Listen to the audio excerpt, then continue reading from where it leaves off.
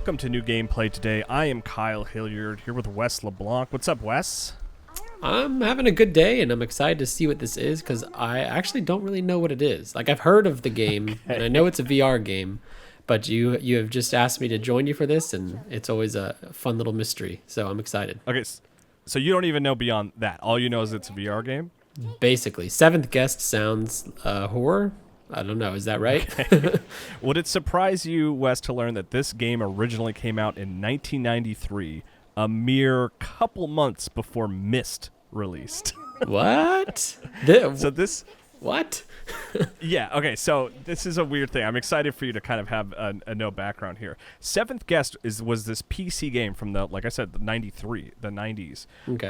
That was at the time like really innovative and crazy because it was like one of the first games where they actually had created like a 3D place that you could explore, right? It was like you're kind of clicking around. You weren't actively walking around this place. Yeah. And they had FMV actors playing out a story, which was like, at the time, 1993, was like this crazy innovation. And we still love FMV today. It's used all over the place. Yeah, and like I actually, so I looked this up because I remember reading about it, but like this game was so impactful that even Shigeru Miyamoto took notice. And there's this interview from like the 90s, and this is you should really look this up, but it's Miyamoto talking with Hayao Miyazaki of Ghibli fame. Mm-hmm. And they were just sort of having a discussion about entertainment. You know, Miyazaki's not really interested in video games, but he was, but Miyamoto is interested in Ghibli films and video games, and he was sort of talking to Miyazaki about like the direction of video games and how technology was expanding. And Miyamoto specifically cited Seventh Guest as being this sort of crazy, innovative new game. It was like the first time he'd seen a 3D space like fully realized. So what you're saying is and we like, wouldn't have Spirited Away or Super Mario Odyssey. Actually, Super Mario Bros. Wonder, for that matter, without Seventh Guest. Yeah, without Seventh Guest. Yeah, if this game hadn't blown Miyamoto's mind about what could be done with 3D. But I mean, it's just its legacy is a surprising one because Wes, like you said, you weren't really familiar with it. It's not a game that people go back to. It's basically like a point and click sort of 3D game in like a haunted house. Yeah. Like you go into a room and you kind of like solve little puzzles, sort of. They're just like standalone puzzles, like moving things around on like a grid or something like that. And there's this sort of story that connects them all. But my familiarity with it is like I played it at like a friend of my father's house, right? Like they had a computer which was kind of unique at the time. This probably was like 95 or something like that.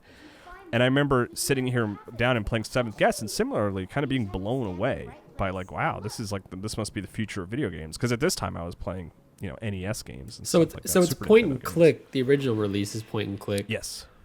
But it's in a 3D space. So it was the appeal was like you could see like depth and it was clear that it was a 3D space as opposed to, I don't know, like Lucasfilm's 2D stuff or Lucas games. Yeah. They rendered like a place and you would kind of click around. Like you would, I'm going to go in that corner and see what's over there, and you would click to it, and it would like fade in and out. Okay, right. Gotcha, you were not walking around a 3D space, but at the time, I mean, I've said at the time a million instances here, but it was really impressive. And the thing, so it's such an odd idea to make a VR game for Seventh Guest. Yeah. And what this essentially is it's a full remake. Basically, we're looking at actors here. These are new actors. They brought in actors to sort of redo all the roles and things like that, and they kind of appear as like these ghost-like entities, and you can kind of walk around as they're performing. Is this still FMV actors, or have they like rendered digitally? Those are FMV actors. Okay, yeah, that's actually like, really cool. This is like a Disney ride or something like Tower of Terror. This is cool. Yeah, or Haunted Mansion. Kind of, it might even be the closer sort of relatable thing, but like it almost kind of has like LA Noire technology to it. Is kind of what it feels like. They scanned in 3D actors, rather than motion capturing. They looked like they were scanned in.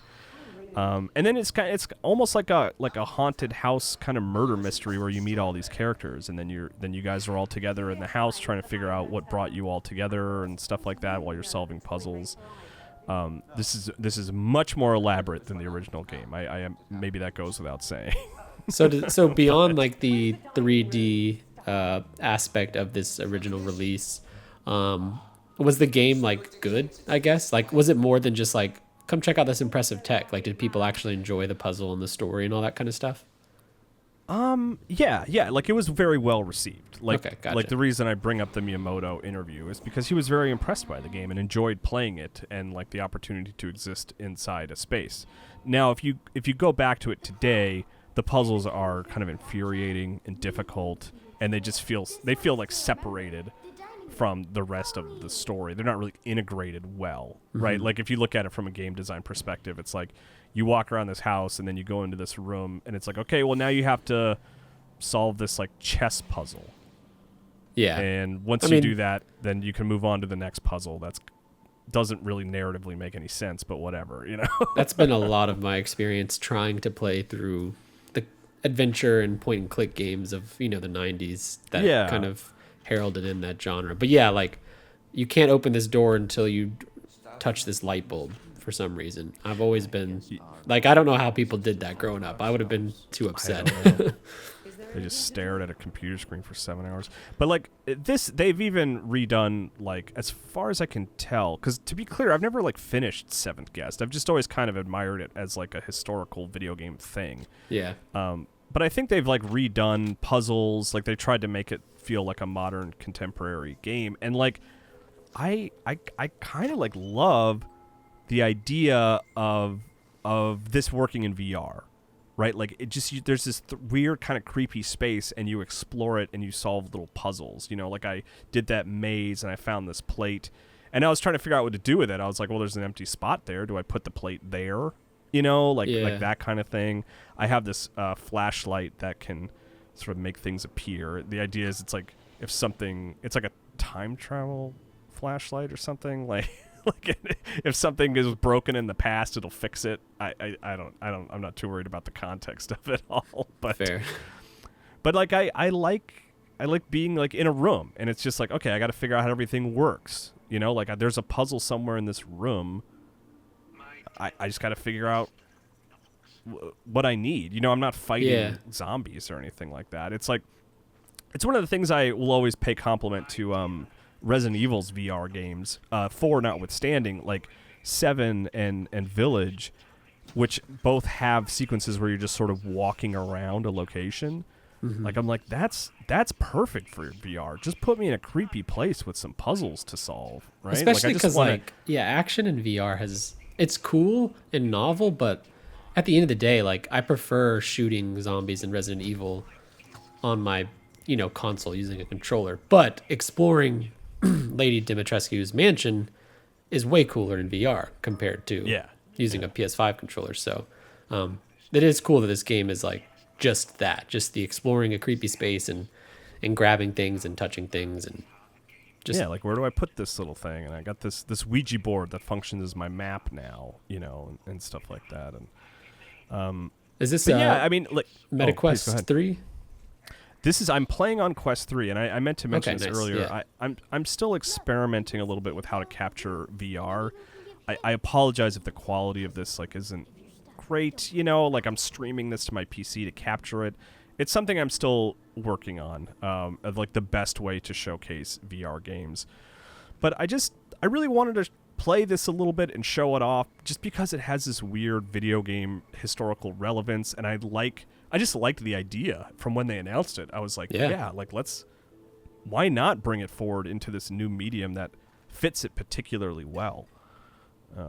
That's awesome. I also, while I'm thinking about it, let's see, back in, it looks like 2012, so quite a while ago in Game Informer's history, Ben Reeves, a former editor here, wrote an oral history of the Seventh Guest, which I'll link to. Ooh, that's cool. Whether you're watching this on YouTube, I'll put it in there, or I'll in the story on the site.